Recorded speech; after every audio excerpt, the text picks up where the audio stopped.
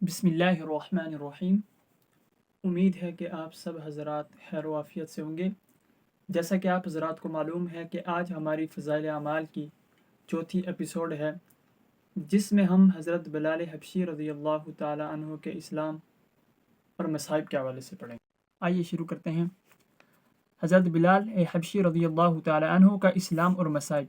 حضرت بلال حبشی رضی اللہ تعالی عنہ مشہور صحابی ہیں جو مسجد نبوی کے ہمیشہ مؤذن رہے۔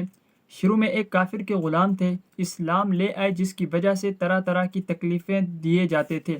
امیہ ابن خلف جو مسلمانوں کا سخت دشمن تھا، ان کو سخت گرمی میں دوپہر کے وقت تپتی ہوئی ریت پر سیدھا لٹا کر ان کے سینے پر پتھر کی بڑی بڑی چٹان رکھ دیتا تھا تاکہ وہ حرکت نہ کر سکیں، اور کہتا تھا کہ یا اس حال میں مر جائیں اور زندگی چاہیں تو اسلام سے ہٹ جائیں، مگر وہ اس حالت میں بھی احد احد کہتے تھے، یعنی معبود ایک ہی ہے۔ رات کو زنجیروں میں باندھ کر کوڑے لگائے جاتے اور اگلے دن ان زخموں کو گرم زمین پر ڈال کر اور زیادہ زخمی کیا جاتا تاکہ بےقرار ہو کر اسلام سے پھر جاویں یا تڑپ تڑپ کر مر جاویں۔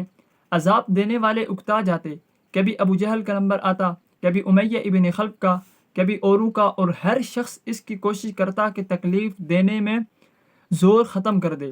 حضرت ابو بکر صدیق رضی اللہ تعالی عنہ نے اس حالت میں دیکھا تو ان کو خرید کر آزاد فرمایا۔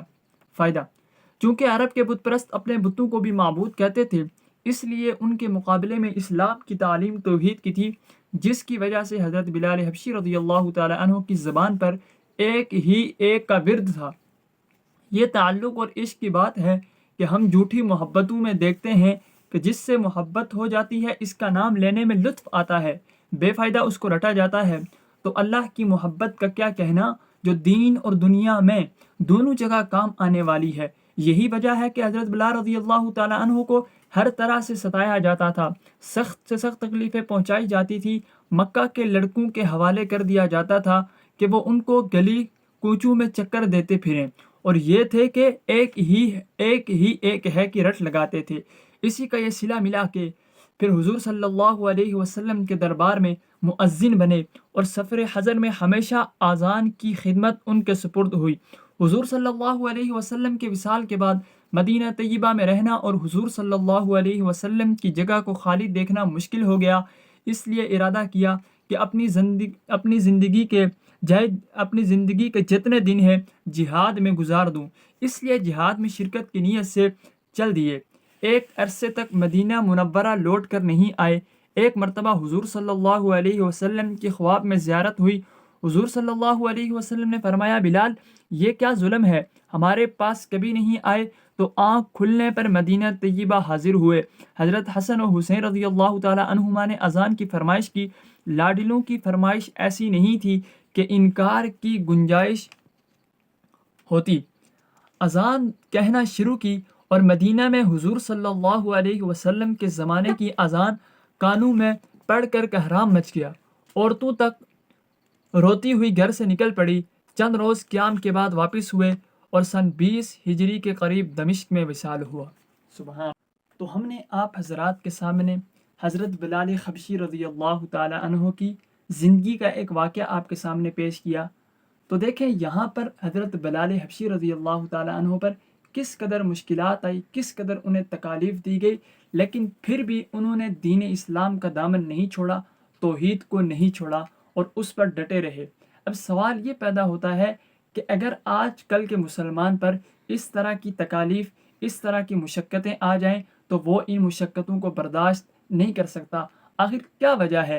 وہ لوگ جو صحابہ تھے وہ ان مشکلات کو برداشت کر لیتے تھے، لیکن آج کل ان مشکلات کو برداشت کرنا بہت مشکل ہے۔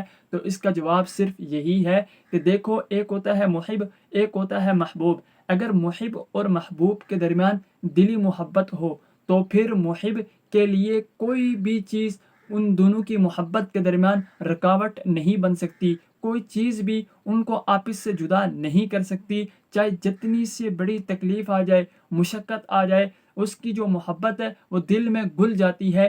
اسی طرح یہ جو صحابہ تھے، ان کی اپنے رب تعالیٰ سے، اپنے محمد سے، محمد صلی اللہ علیہ وسلم سے ایسی محبت تھی جو ان کے دلوں میں بالکل رچ بس گئی تھی۔ اس کا مطلب یہ ہے کہ رب تعالیٰ نے جو احکامات اتارے، نبی علیہ السلام نے جو چیزیں ان کو بتائی، تو انہوں نے ان چیزوں کو اپنے دل سے قبول کیا اور اس پر عمل کیا۔ اس لیے ان لوگوں پر جو بھی تکالیف آتی، جو بھی مشقتیں آتی، وہ تکلیفیں اور وہ مشقتیں انہیں کچھ بھی نہ لگتی۔